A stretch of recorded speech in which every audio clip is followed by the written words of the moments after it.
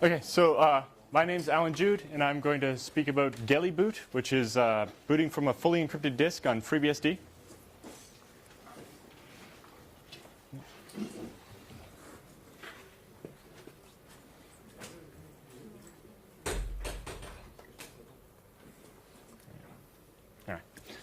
So I've been a FreeBSD server admin for about 13 years, and over the last couple of years I've become a FreeBSD doc committer, and then a source committer, and then a member of the FreeBSD core team.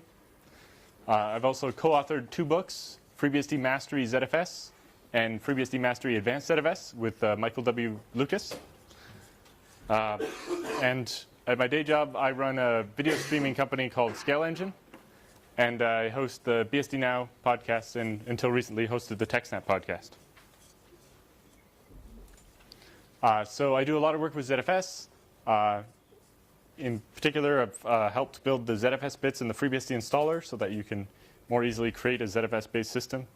And then I did work to integrate boot environments, the Solaris concept of having basically a clone of your root file system before you make an upgrade or a change, so that if it doesn't work, you can boot back to your base system how it was before, but your other file systems, like your home directory and var log, etc., are not disturbed. So you don't, when you roll back the system image, you don't roll back what was in your home directory.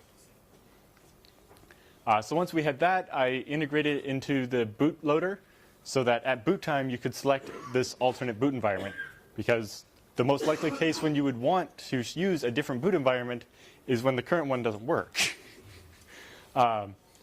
So that worked. The problem was if you used FreeBSD's disk encryption system called GELI, which is a block-level disk encryption, which you use. So you take your raw disk, you put GELI on top of it, and anything you write to it that gets encrypted, and then you can put a ZFS pool on top of that.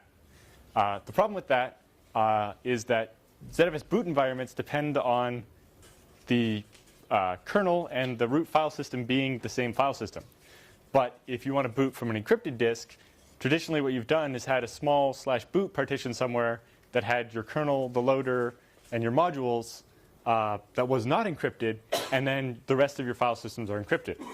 And that way, the bootloader could load the kernel, load the module that provides the disk encryption, and then mount the root file system. But having that 2 separate file system layout makes boot environments not work, because you need to have your kernel be in sync with your root file system. So I devised what's called GELIBoot, which is a system where the lower level bootstrap that loads before the bootloader could actually understand the disk encryption to be able to load the bootloader from the encrypted disk. So especially when I started this, I was very novice C programmer. I had written one other tool before, and that was I like to do shell script, and I wanted to use this new library FreeBSD had called libucl, which is a config file parser that also supports JSON. And I wanted to use it for my shell script, so I wrote a little C program that would allow me to use the functions of this library from my shell script. And that was about all the experience that I really had. So I attempted to build this, thinking it can't be that hard, right? It's only the bootloader. So I implemented a very minimalistic version of GELI, which is the FreeBSD disk encryption subsystem, for the 2 different boot codes there are. So there's GPT boot, which allows you to boot UFS, and GPT ZFS boot, which can boot ZFS.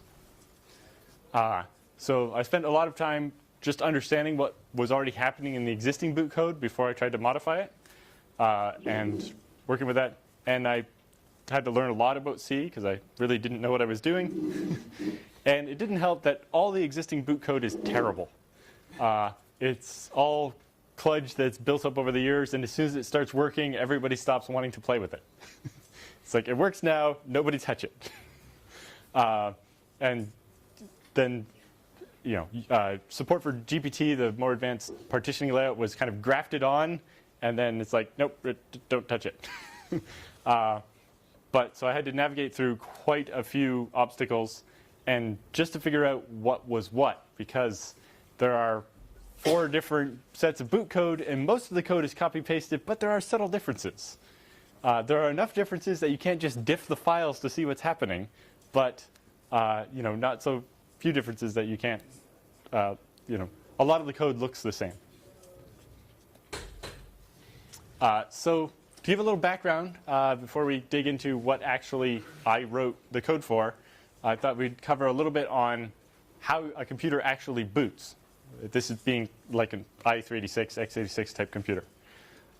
So when you power up your computer and after the BIOS does its post and probs all the drives and that type of thing, it reads, the BIOS reads the first 512 bytes of your hard drive, which is your master boot record. And that consists of a 446-byte bootstrap program written in assembly. And then the remaining 64 bytes or so there give you a partition table where you can have up to 4 partitions. That's MBR. So that bootstrap is then executed. And that bootstrap, in the source tree, you'll find it as boot0.s. So it's called boot0. And what that does is it examines that partition table, and in the case of MBR, finds which of those 4 partitions has the active flag set. And then inside that partition, you will find the volume boot record, or VBR. So it reads the first 512 bytes of whichever partition is selected as active, and loads that into memory and executes that program. That one is called boot1 in the source code.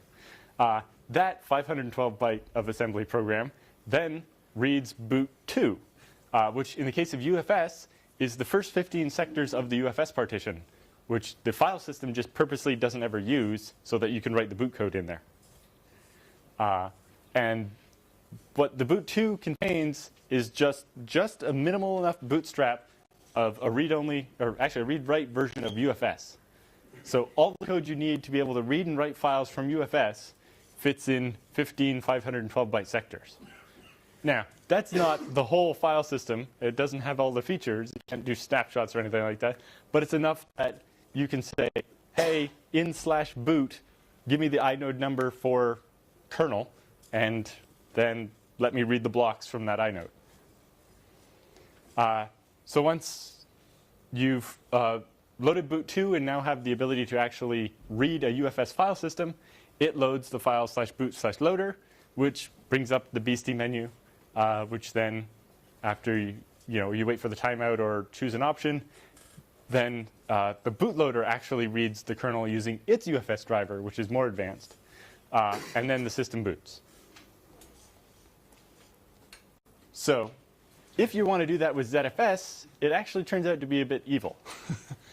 So to boot ZFS from an MBR formatted disk, the problem is that the first 15 sectors of a ZFS partition are used by the ZFS label, so you can't just stick the boot code there. And the boot code's much bigger, because ZFS is kind of more complicated than UFS. So again, when you're booting off MBR, you have that boot0, which is the first 446 bytes of the drive, which reads boot1. But boot1 is different in ZFS. What it does is seeks into an offset in the after the ZFS labels. In the ZFS on-disk format, they purposely left this region of 3.5 megabytes of unused space to hold things like bootloaders. And so in there, you have this code that can read ZFS. And it's originally was 64 kilobytes. It's bigger than that now. But since it's 3.5 megabytes of space, it's fine.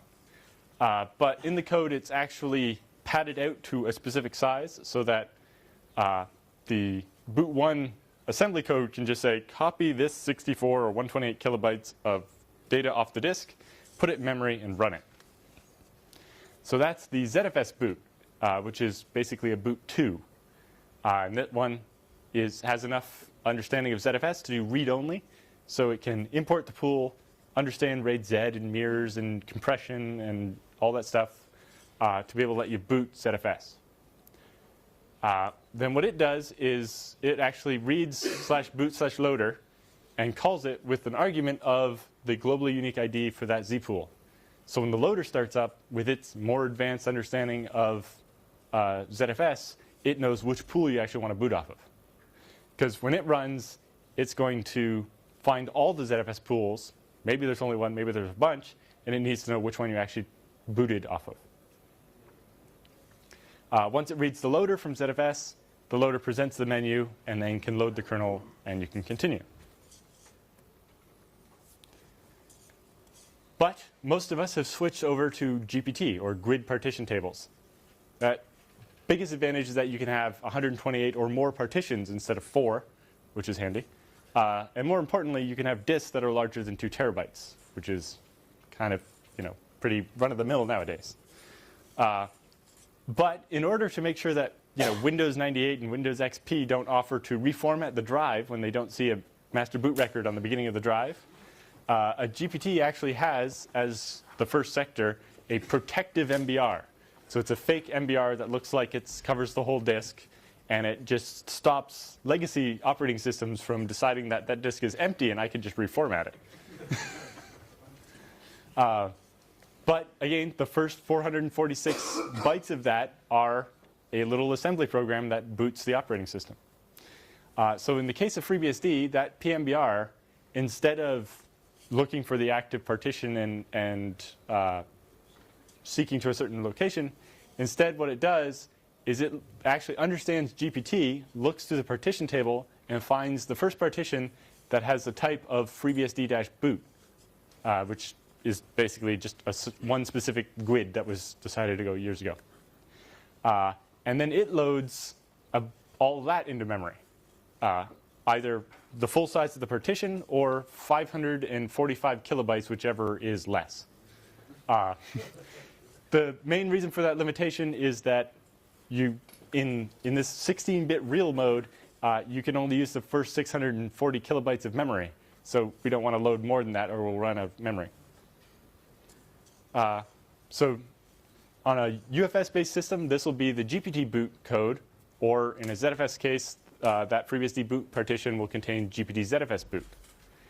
That then contains what's called GPT loader, which is actually a boot 1.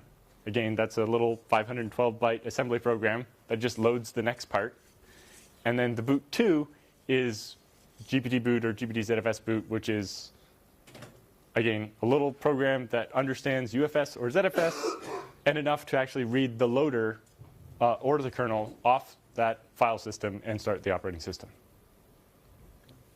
What's interesting here is the GPT loader has to relocate itself in memory to the location in memory where the BIOS is going to execute the operating system. And so to do this, it copies itself in memory. But to make sure that it doesn't overwrite itself, it copies it backwards, which becomes important later on. So I now understood how the computer started up and where all the different pieces were, and I wanted to now be able to boot from a file system that was completely encrypted, and so normally I couldn't read the loader file at this point. So the first thing I did was find GPT ZFS boot and just copy that whole directory of source code to GPT GELIBoot. And my idea was, instead of having GPT boot for UFS and GPT ZFS boot for ZFS, and then making encrypted version of each of those, I'd make one big bootloader that could boot anything. That's still a good idea, but that's not what I ended up doing. The first question was, if a system has both a UFS and a ZFS partition, and your bootloader supports both, which one should it boot from? There wasn't really an easy way to answer that question, so I decided that's for somebody else to figure out. So instead, I started by implementing Geli in both of them separately, but doing it inline rather than having, doubling the number of bootloaders that were available, because it was already too many.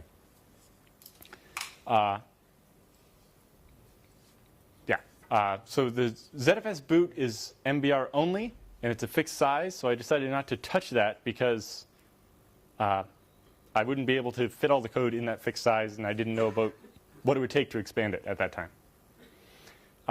The first thing I learned is that working with the boot code is difficult because there are no debugging facilities. If something goes wrong, most likely the machine will just hang with no output. and you can't really, attach GDB to it or something. Your only option is lots of printfs and hoping you can read text that's scrolling by really, really fast. So in order to actually get somewhere, the first thing I had to do was how to tell if this partition is encrypted or if it's not. The way FreeBSD's geom classes work is the very last sector of a partition will contain some metadata that says what kind of class it is. So in this case, the first couple of bytes of the last sector will say geom : ELI, and then that means I know that it's GELI encrypted partition. And if it doesn't have that, then it's not, and I should treat it differently. What was interesting was trying to actually find where a partition starts and stops. So in the boot code, there's some code that understands GPT and MBR, and it populates this struct disk. But depending how it started, it may or may not have a start offset set for where the partition starts. So you have the partition table, which has a start and a length for each partition. But then the disk object you're working with may or may not have the start offset set. And so you have to just make it relative to what it says, but it's not always what you think it is. It turns out, depending which boot code you're working with, the numbers will be different. And that makes everything more complicated. So it turns out that the ZFS boot code actually made my job easier. Instead of, so what the ZFS boot code does is instead of reading the disk directly, it actually uses a callback. So it calls another function to do the reading.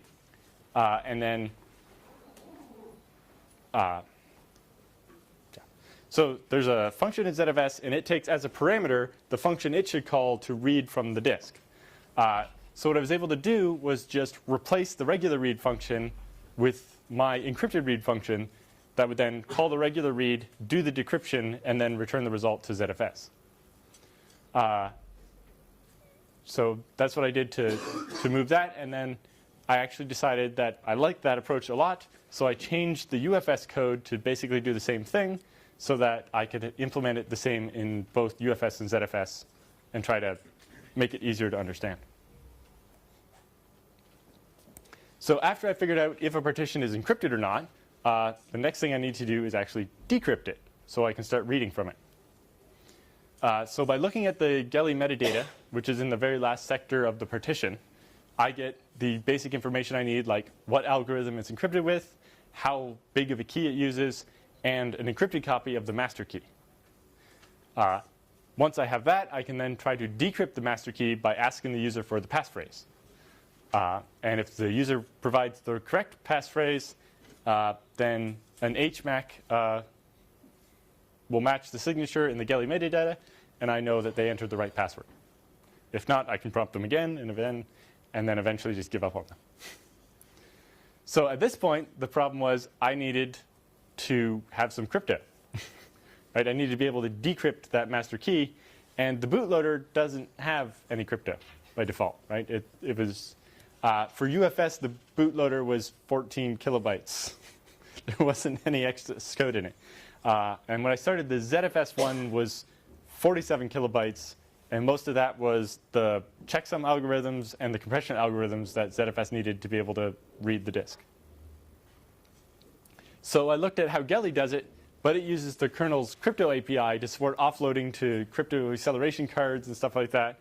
And that was way too big and complicated to try to put in the bootloader. So I used Google, and I just looked for like tiny basic C AES implementation. And I found this thing called Tiny AES-C on GitHub. And it was BSD licensed, and it allowed me to get started. But as I started working with it, I realized it only does AES CBC 128, not 256. And it doesn't do AES XTS. So while it would get me started, it wouldn't actually solve the problem. So I purposely created some encrypted disks using the one algorithm I had support for at this point, and fiddled with it enough until I got it to actually work. So by stealing some functions from GELI that read the metadata and do the decryption, and just replacing the calls into the kernel crypto system with the basic C implementation I had here, then I could decrypt and validate the master key. And then using that, I could calculate the HMAC and make sure that the master key was correct. And then I could use HMAC that GELI uses to calculate the sector key and the initialization vector for the actual encryption so I can decrypt random sectors. Then I looked at what other bits of code I was going to need. And it turns out that GELI uses MD5 for the signature on its metadata. So this is something across all the geom stuff is that the metadata that's written in that last 512 bytes on the disk has an MD5 hash just as a sanity check. It's not really meant to be cryptographic or anything. Inside GELI itself, it uses SHA-256 for generating all the unpredictable IVs for the disk encryption. And then it uses SHA-512 for all the HMACs for verifying that the master key is right and if you actually have the data authentication turned on. So now I needed all three of those hashing algorithms to fit in the bootloader. So I first tried to just, include them like you're supposed to be able to do, is just grab the headers for each of them and go. But it turns out it doesn't work like that. So elsewhere in the boot code, when they need some code, they actually used include on the .c files to just bring in that stuff kind of inline and try to make a small bootloader. But the problem is that there was a bunch of conflicting defines in AES-256 and AES-512s where, defining the same function name, but they actually do different things or have different size values. So then the approach I took was there's this libstan32, which is a 32-bit version of libstan that the boot code uses.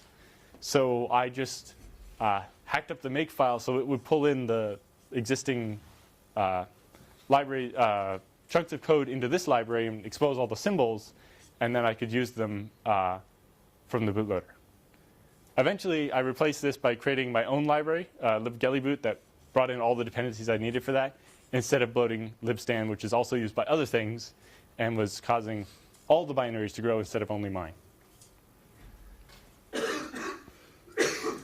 So then I had to prompt the user for the password to be able to decrypt the disk. When I was first writing this, I just hard-coded test pass as the password in the boot code and created encrypted disks that were with that password, and eventually got it to work.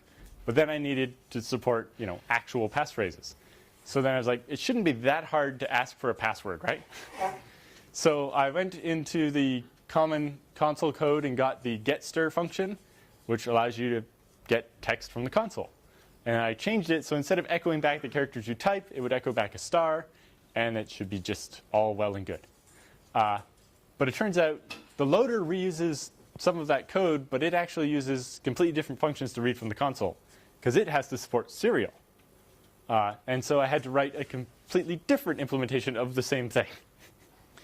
But then, during code review later on, we found that actually both of those functions, the one in the console and the one in the bootloader, contain the same bug that was found in NetBSD like 8 years ago and fixed. One of the a break or something. They didn't use curly braces on one of the if statements, and they had two things in the if, and it looked like it was working because of the indentation, but it wasn't. And so this would cause it to not stop when you reach the maximum number of characters. And you just keep overwriting memory and doing crazy things. Which is not what you want to do, especially with a password where you've assumed it's only going to be this long and you're going to overwrite that memory with zeros later and then not overwrite anything in excess. So instead, I actually found the version from NetBSD, ngetS, that was actually correct from our libstan, and wrote my own pwgetS and put that in my little library. Future work for someday is to go back and fix all the other ones. Actually, here's the code that's wrong. So if you haven't overflowed the buffer, then go, and this should be inside this if instead of not. So if you've overflowed the buffer, or if you haven't overflowed the buffer, keep counting, but otherwise put the character there anyway. So it doesn't do what it's supposed to do. So at this point, I thought I had enough working so I could actually take it for a test drive. So my expectation was that boot 2 would start, taste the partition, determine that it was encrypted, then read the master key, which is encrypted in that last sector of the drive, decrypt it with the passphrase I just provided, and then stand ready to determine the sector key and decrypt individual sectors of the drive as I tried to read them. So I booted up in VirtualBox, and VirtualBox got some kind of triple fault, and it just crashed. We're like, what's a triple fault? So I wrote it out to a USB stick and tried it on my laptop, and it just rebooted in a loop. I'm like, this is not going to work. And I have no idea why. So it turns out, by adding all this, I'd actually caused the boot code to go beyond 64 kilobytes, which at the time I didn't know was a magic number. So now the boot code was like 70-something kilobytes. And it turns out the GPT loader, that little 512-byte assembly program that grabs GPT ZFS boot, copies it to the right place in memory, and lets the BIOS execute it, only copies the first 64 kilobytes. Because that'll be enough for anyone, right? Because when I started the project, the UFS one was less than 16 kilobytes, and even the ZFS one was 42 kilobytes. So 64 was actually probably enough. But once you started adding the encryption and hashing algorithms, all of a sudden that was not going to be enough. But because this is 16-bit real mode in the OS, you can't actually copy more than 64K at once. So it wasn't just a matter of changing the assembly code to copy more data. I tried that. It didn't work. Yeah, I tried that, and the assembler actually laughed at me and then put it back to 64 kilobytes. Yeah, so I was over 90 kilobytes, and this wasn't going to work. So I was like, OK, put that aside. Let's try UFS. It's small enough. I think I can fit it all. So I stuck with just UFS, even though this whole project was only originally for ZFS, and I didn't think I cared about UFS. But I was like, UFS can't be that hard. So I decided to use UFS, and then basically did all the same, reused all the same code to decrypt the master key and everything. And luckily, when I compiled it, it was under 64K. So I put it out and booted it up, and the decryption actually worked. I'm kind of glossing over like a month of it not actually decrypting correctly and printing out hex dumps to the screen and trying to figure out what's not working. But anyway, so now GPT boot decrypts the file system, and it was actually able to read /boot/loader and run it. So I'd actually decrypted something and run it. I was very happy. So the loader starts and immediately failed because it tried to read the disk expecting UFS and got gibberish because it was encrypted. And so it was like, I can't do anything with that. So it had all worked, except it didn't actually go anywhere now. So I could load the loader, but then the loader would just laugh at me. And of course, the boot loader isn't much better, although slightly better than the boot code, which is the thing that the bootstrap that loads the bootloader.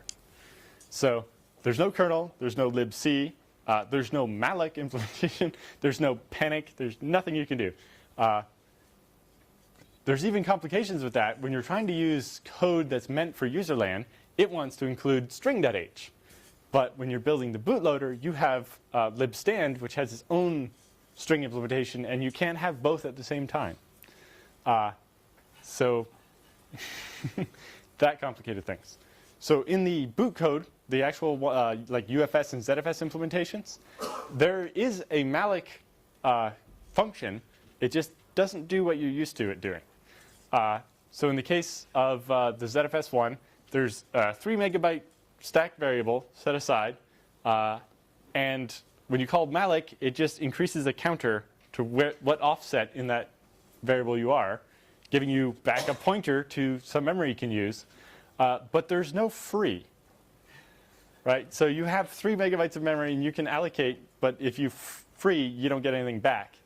And so you can only have ever used 3 megabytes, not you can only use 3 megabytes at once. So this means you have to try to avoid doing a bunch of small allocations that are just temporary.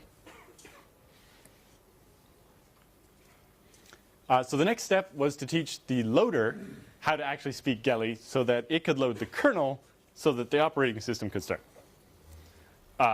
So I had to figure out where in the loader it actually reads from the disk so I could do this same hack of, oh, I see you read some data from the disk. Let me decrypt that for you before you try to use it. So again, I had to do taste the disk and determine if it's GELI, read the master key, prompt for the password, do all that stuff.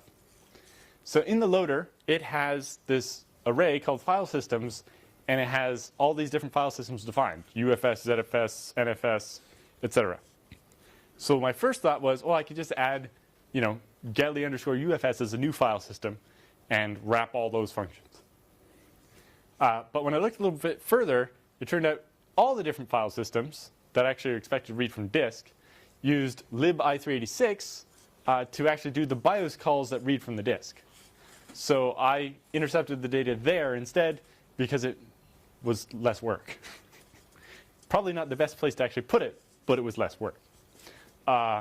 So ideally, we'd implement it as part of probably the read cache that Thomas Soom did for Alumos and then port it back to FreeBSD. But that's future work. So after I basically redid all the work I just did in the loader instead of the bootstrap, which is relatively different code, I was stuck here. So I had successfully actually booted a GELI encrypted disk with a UFS file system, but I only had support for AES CVC 128, which nobody wants to use. There was no support for ZFS. I had this 64 kilobyte binary size limit, which meant no ZFS, and that if I added much more complexity to it, I was going to have no UFS either. So while I had done a lot of work and actually accomplished all these things, I was actually nowhere. So in order to go any further, I needed to get rid of this 64 kilobyte limit. So I tried some naive things. I tried to compile with optimize for size, but that didn't really help.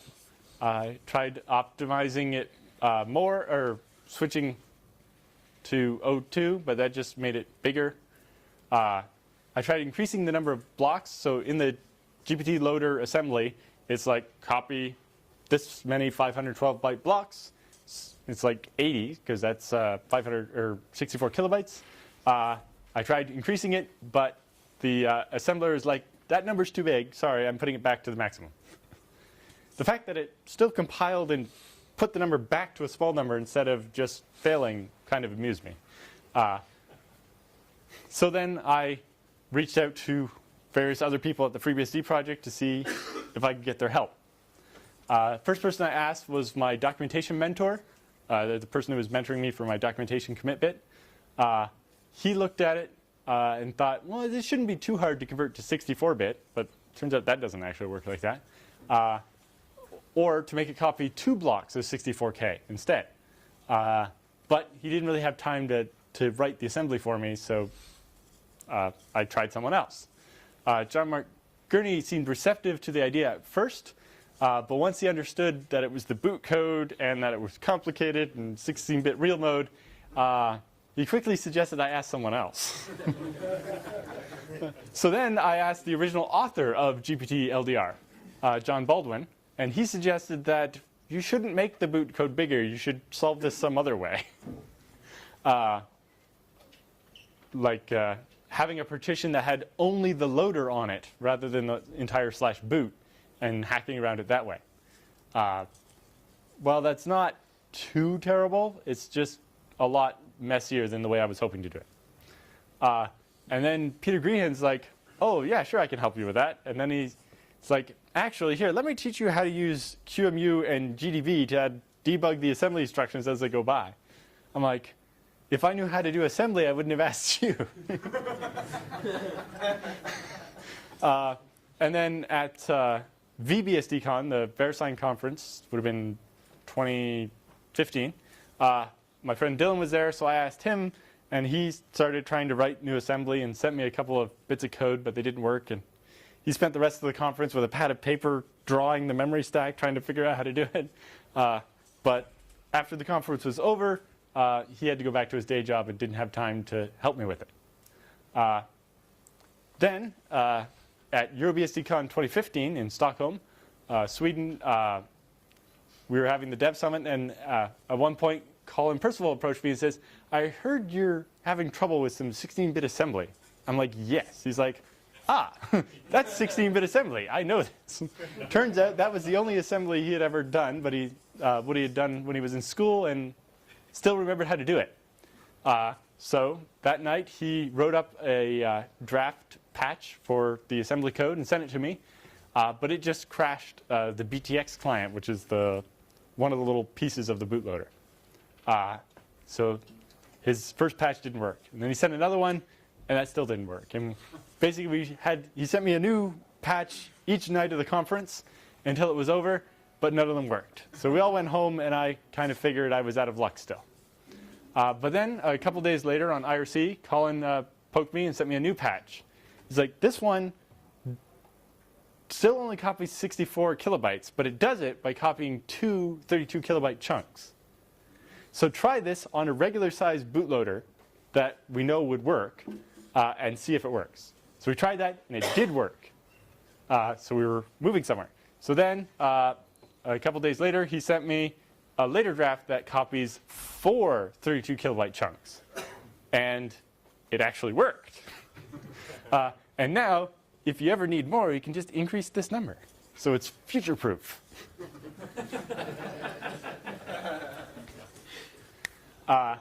So now that I had solved that and whacked all that together, I could now boot ZFS from AES 128 encrypted volume. But that's not the disk encryption people want to use. You want AES XTS because it's faster and designed for disk encryption, or at least AES CPC 256. So now that I didn't have the space constraint anymore, I could ditch the tiny AES implementation and get a real one. So I actually stole the canonical one from the kernel and started just including it into the by including the C files into the GPT ZFS boot C.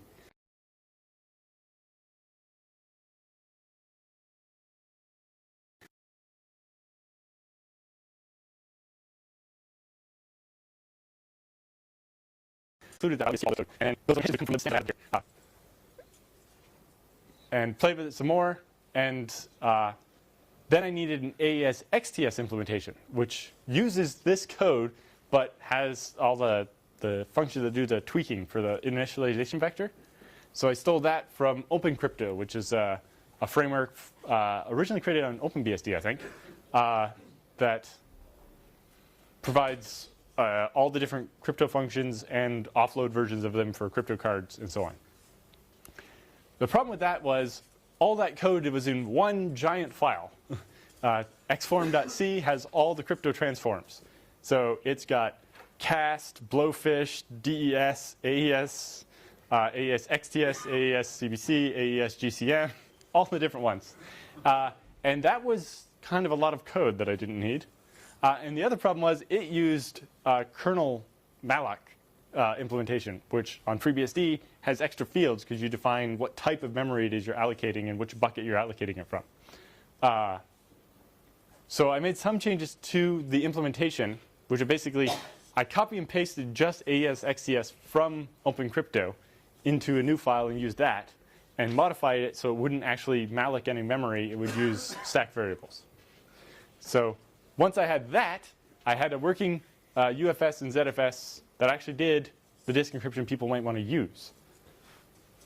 But it worked now, but it wasn't something anybody was going to let me commit to FreeBSD because it was, it was a mess, a very ugly mess. So at this point, the code was all ugly. It's full of debug printfs that are printing out bits of pieces and things so you can tell. I'm just pound including a bunch of C files out of the kernel. It worked, but it was ugly. And I couldn't just include some of the stuff from OpenCrypto because the file was too big. And it had, xform.c had, in addition to every crypto algorithm, had every hashing algorithm, including all the MAC variants, and the deflate algorithm. It's a really big file.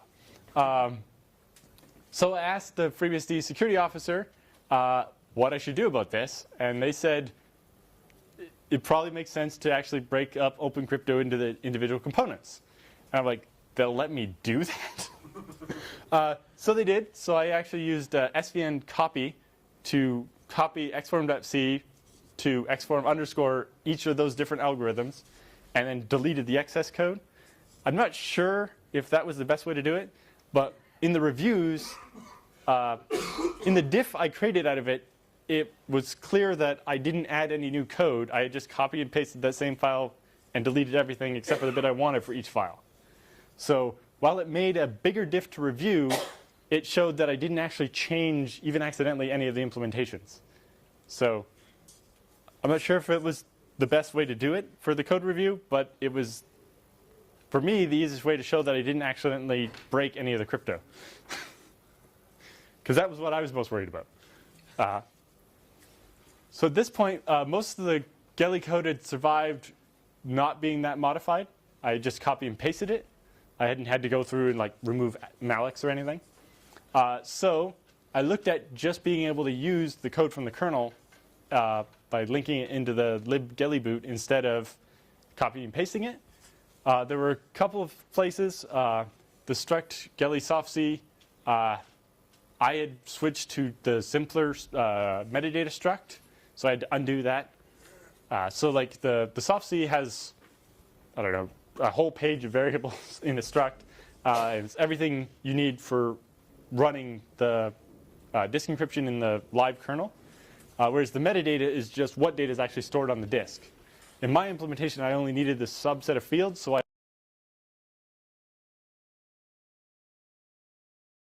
but I had to switch back to the other one in order to use the unmodified code. The other thing was the crypto and the HMAC were all in one file, so I split those into two separate files so that I could include only the bits that I needed. In particular, I didn't want the crypto bits from the kernel version of Geli because it used the kernel's crypto framework, and I wanted to use just the straight stuff I had, which doesn't support acceleration or multiple threads, but in the case of the bootloader, that's all I wanted to have.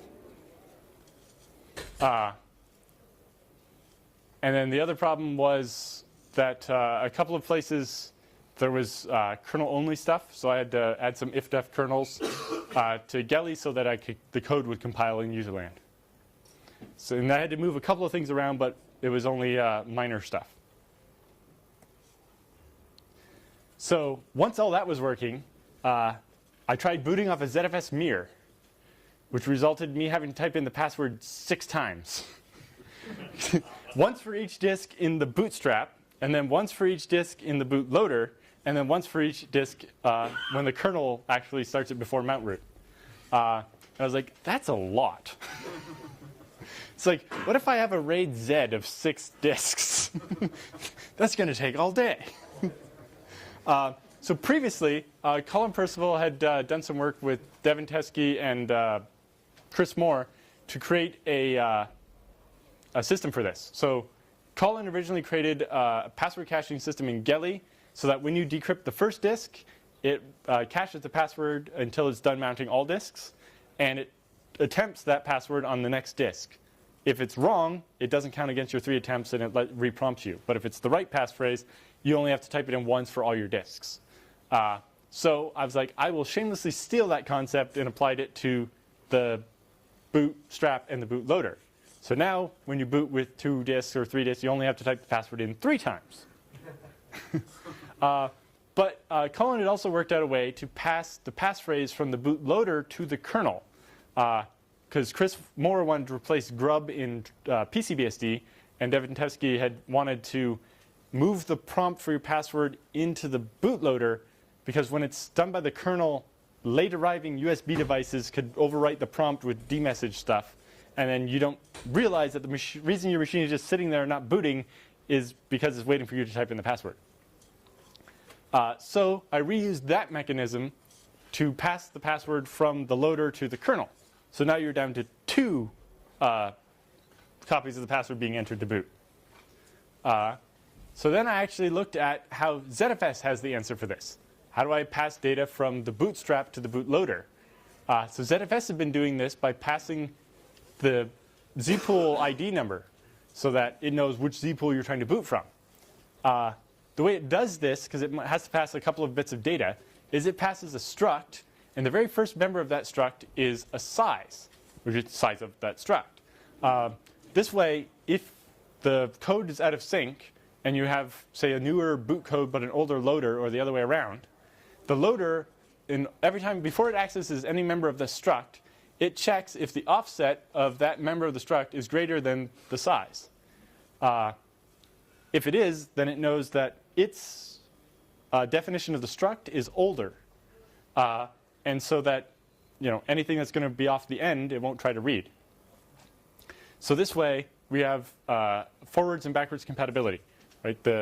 If I add a new field to the struct, the loader is going to make sure that its definition of the struct is new enough, or the struct being passed by the bootstrap is big enough. Right? So if the bootstrap is older and passes a struct that doesn't have, say, our new password member, then the offset of that member is going to be smaller than the size that the bootloader passed, and it won't go read uninitialized memory thinking it's a passphrase. It'll know that bootstrap is older and just didn't give us a password. So I hacked onto that and basically added a GELI password field to the end of the struct that gets passed and then gets zeroed out. And so I implemented the exact same thing for UFS. So now we can pass parameters, and we can always grow the list of parameters, and it's backwards and forwards compatible. So now you only have to type in your password in the bootstrap, and it passes it to the loader, and then the loader passes it to the kernel, and the system boots. So that's how it works. So the things that aren't finished are that currently it only supports passwords, right? Or you type in a password. GELI has always supported keys, where you can have like a USB key or like a 4 kilobyte file of randomness that you can throw into the mix for your encryption. And the bootloader currently doesn't support that at all. I'd like to add that, but it's going to be a little complicated. Because where do you store those keys? Based on a bunch of conversations I've had, I think the easiest way is actually to create a new partition type, like FreeBSD-GELI key. And we can just say, have a USB stick that'll have this specially defined partition. It'll be whatever size you want, and it'll just contain raw key data rather than a file system or something. I don't know how well USB keys show up in the bootloader in this case, and in particular, what happens if you try to attach one too late. If you have to reboot to attach your key every time you want to decrypt your drive, it'll be kind of annoying. GELI itself supports Blowfish and Camellia ciphers for disk encryption as well, but I don't think there's that much interest in them because with AES-NI, using AES-XTS is the only way to get no performance degradation from using encryption. So I think it's fine to not bother implementing those algorithms. GELI also supports sector authentication, where it actually has an HMAC of each sector, so your sectors have a little bit of extra data. Turns out that's not used very much, and especially in our case, if you're using ZFS, you already have a checksum, so don't bother with it. And then the big limitation currently is it doesn't support the EUFI booting, although Eric McCorkle has a review out for a version that implements it there completely differently, but hopefully that will go through, and then we can have it for everything. And then once that's done, can we actually improve my code to make it closer to his code?